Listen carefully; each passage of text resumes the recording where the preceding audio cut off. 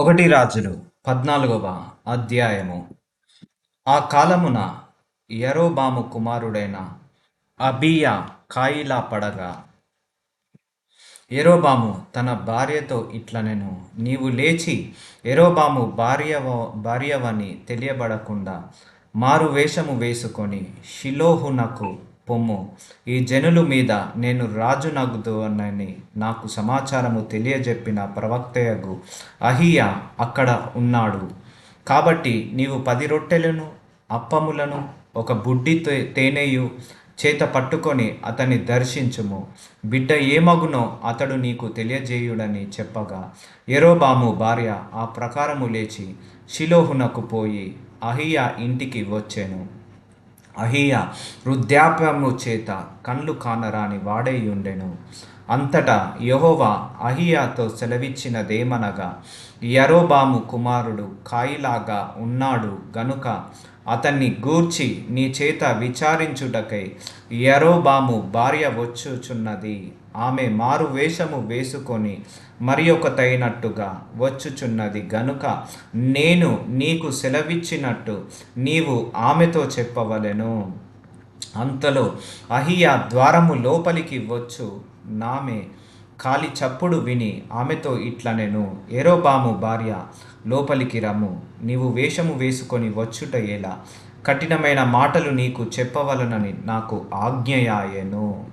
నీవు వెళ్ళి యరొబాముతో చెప్పవలసినదేమనగా, ఇజ్రాయేలీల దేవుడైన యెహోవా ఈ ప్రకారము సెలవిచ్చుచున్నాడు, నేను నిన్ను జనులలో నుండి తీసి హెచ్చింపజేసి ఇజ్రాయేలీల వారును నా జనముల మీద నిన్ను అధికారిగా నియమించి దావీదు సంతతి వారి యొద్ద నుండి రాజ్యమును తీసి నీకిచ్చి ఉండినను.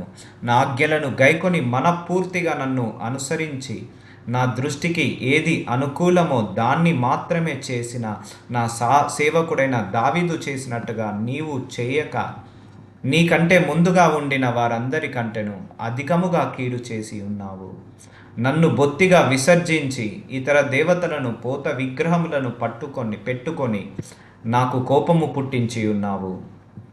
కాబట్టి యరొబాము సంతతి వారి మీదికి నేను కీడు రప్పించుచు ఇజ్రాయేలీల వారిలో అల్పులు గాని గనులు గాని లేకుండా మగవారినందరినీ యరొబాము వంశము నుండి నిర్మూలము చేసి పెంట అంతయు పోవునట్లుగా ఒకడు అవతలకు దానిని ఈడ్చివేసినట్లు యరొబాము సంతతిలో శేషించిన వారిని నేను ఈడ్చివేయుదును. పట్టణమందు యరొబాము సంబంధులలో మరణమగు వారిని కుక్కలు తినును. బయట భూమిలో మరణగు వారిని ఆకాశ పక్షులు తినును. యెహోవా మాట ఇచ్చి ఉన్నాడు. కాబట్టి నీవు లేచి నీ ఇంటికి పొమ్ము. నీ పాదములు పట్టణములో ప్రవేశించినప్పుడే నీ బిడ్డ చనిపోవును.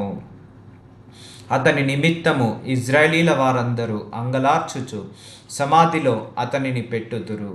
ఇజ్రాయేలీల దేవుడైన యెహోవా యరొబాము సంబంధులలో ఇతని యందు మాత్రమే అనుకూలమైన దానిని కనుగొనెను గనుక యరొబాము సంతతి వారిలో ఇతడు మాత్రమే సమాధికి వచ్చును.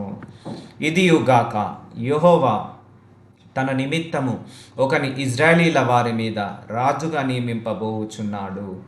ఆ దినముననే అతడు యరొబాము సంతతి వారిని నిర్మూలము చేయును. కొద్ది కాలములోనే ఆయన అతన్ని నియమింపబోవును.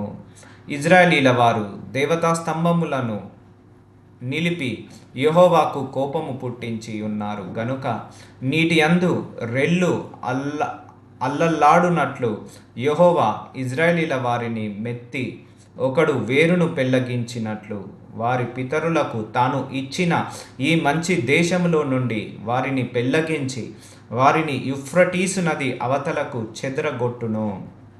మరియు తానే పాపము చేసి ఇజ్రాయేలీల వారు పాపము చేయుటకై కారకుడైన యరొబాము పాపములను బట్టి ఆయన ఇజ్రాయేలీల వారిని అప్పగింపబోచున్నాడు. అప్పుడు యరొబాము భార్య లేచి వెళ్ళిపోయి తీర్సా పట్టణమునకు వచ్చెను. ఆమె లోగిటి ద్వారపు గడప యొద్దకు రాగానే ఆ చిన్నవాడు చనిపోయెను. జనులు అతనిని సమాధిలో పెట్టి యెహోవా తన సేవకుడైన ప్రవక్తయగు అహియా ద్వారా సెలవిచ్చిన ప్రకారముగా ఇజ్రాయేలీల వారందరూ అతని కొరకు అంగలార్చెరి. యెరోబాము చేసిన ఇతర కార్యములను గూర్చియు అతడు జరిగించిన యుద్ధములను గూర్చియు ప్రభుత్వమును గూర్చియు ఇజ్రాయేలీల వారు రాజుల వృత్తాంతముల గ్రంథమందు రాయబడి ఉన్నది. యెరోబాము ఏలిన దినములు 22 సంవత్సరములు. అతడు తన పితరులతో కూడా నిద్రించగా అతనికి మారుగా అతని కుమారుడైన నాదాబు రాజాయెను. యూదా దేశమందు సొలొమోను కుమారుడైన రెహబాము ఏలుచుండెను. రెహబాము 41 సంవత్సరముల వాడైనప్పుడు ఏలనారంభించెను. తన నామమున నుంచుటకై ఇజ్రాయేలీల గోత్రములన్నింటిలో నుండి యెహోవా కోరుకొనిన యెరూషలేము పట్టణమందు అతడు 17 సంవత్సరములు ఏలెను. అతని తల్లి అమ్మోనీయురాలు, ఆమె పేరు నయమా. యూదావారు యెహోవా దృష్టికి కీడు చేసి తమ పితరులు చేసిన దానంతటిని మించినట్లుగా పాపము చేయుచు ఆయనకు రోషము పుట్టించిరి. ఎట్లనగా వారును ఎత్తైన ప్రతి పర్వతము మీదను పచ్చని ప్రతి వృక్షము క్రిందను బలిపీఠములను కట్టి విగ్రహములను నిలిపి దేవతాస్తంభములను ఉంచిరి. మరియు పురుష గాములు సహా దేశమందుండిరి. ఇజ్రాయేలీలందరి ఎదుట నిలవకుండా యెహోవా వెళ్ళగొట్టిన జనులు చేయు హేయక్రియల ప్రకారముగా యూదా వారును చేయుచూ వచ్చిరి. రాజైన రెహబాము యొక్క 5వ సంవత్సరమందు ఐగుప్త రాజైన షీషాకు యెరూషలేము మీదికి వచ్చి యెహోవా మందిరపు ఖజానాలోని పదార్థములను రాజనగర్ యొక్క ఖజాలోని పదార్థములను ఎత్తుకొని పోయెను. అతడు సమస్తమును ఎత్తుకొని పోయెను. సొలొమోను చేయించిన బంగారపు డాళ్లను అతడు ఎత్తుకొని పోయెను. రాజైన రెహబాము వీటికి మారుగా ఇత్తడి డాళ్లను చేయించి రాజనగరు ద్వారపాలకులైన తన దేహ సంరక్షకుల అధిపతుల వశము చేసెను. రాజు యెహోవా మందిరమునకు వెళ్ళునప్పుడెల్లా రాజదేహ సంరక్షకులు వాటిని మోసుకొని పోయి అతడు తిరిగి రాగా వాటిని తమ గదిలో ఉంచిరి. రెహబాము చేసిన ఇతర కార్యములను గూర్చియు అతడు చేసిన వాటన్నిటిని గూర్చియు యూదా రాజుల యొక్క వృత్తాంత గ్రంథముల మందు రాయబడి ఉన్నది. వారు బ్రతికిన కాలము రెహబామునకు యెరోబామునకు యుద్ధము జరుగుచుండెను. రెహబాము తన పితరులతో కూడా నిద్రించి దావీదుపురమందున్న తన పితరుల సమాధితో పాతిపెట్టబడెను. అతని తల్లి నయమాయను ఒక అమ్మోనీయురాలు. అతని కుమారుడైన అబియాము అతనికి మారుగా రాజాయెను.